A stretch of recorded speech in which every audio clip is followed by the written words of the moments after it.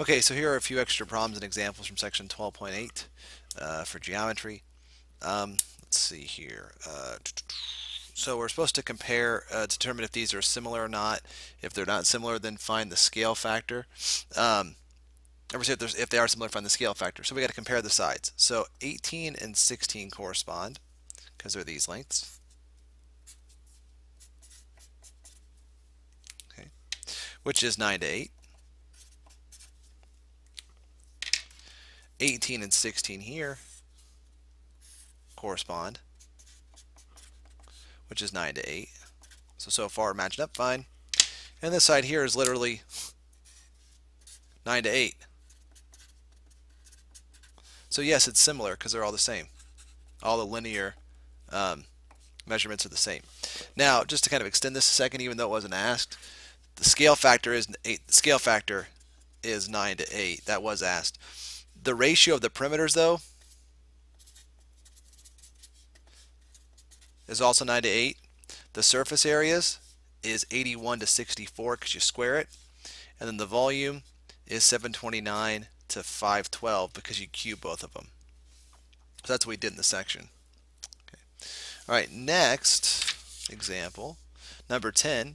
Two similar pyramids have slant heights of 6 and 12 inches. What is the ratio of the surface area of the small pyramid to the large pyramid?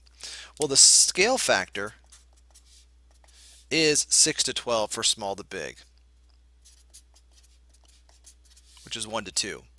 So the surface area then is that squared, so 1 squared to 2 squared, which is 1 to 4. Okay. Next, okay, 13 out of the book. Two similar hexagons have a ratio of a volume, of 250 cubic feet and 2 cubic feet. What is the ratio of the height of the larger cylinder to the height of the smaller cylinder? Well, this is volume,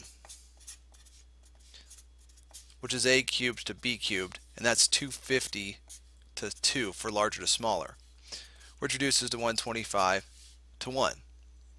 So if I want to figure out what a is, and a cubed to b cubed is 125 to 1, I need to take that cube root of both of them. And the cube root of 125 is 5, cube root of 1 is 1. So the height's in a ratio of 5 to 1. Okay.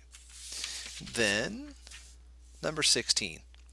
Okay, so two suitcases are similar rectangular prisms. The smaller suitcase is 68 by 47 by 27, and the larger one is 85 inches or 85 centimeters long. So here's the key: 65 corresponds to 85. Okay. So when they say what's the scale factor, well, it'd be for small to large. It's gonna be 68 to 85. Try to think if I can divide those by anything. I don't know. Well, let's see, 68 over 85. Let's get my calculator out.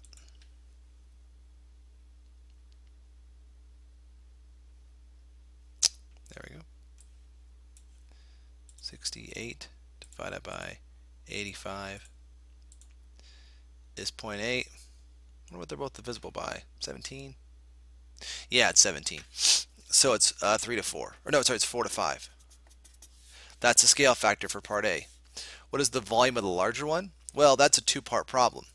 B, the volume ratio, volume small to volume large, is going to be 4 cubed to 5 cubed, which is 64 to 125. Now what I need to figure out then is what's the volume of the large one. Well, that's my calculator's going to, or sorry, my volume of the small one. That's my calculator's going to come into play at. So 68 times 47 times 27 is 86,292 square centimeters, or sorry, cubic centimeters. So 64 corresponds to 86,292. We're going to call it x. So what I have to do now is cross multiply. So 64x equals whatever the heck 125 times 86,000 is. So times 125, which is 101 what, 1 million, no, sorry, 10 million, Jiminy Christmas, 10,786,500, and then divide by 64. Divided by 64. Which gets us then, it says round the nearest tenth, so the volume of the larger one is 168,539.1 cubic centimeters. And that's it for those problems.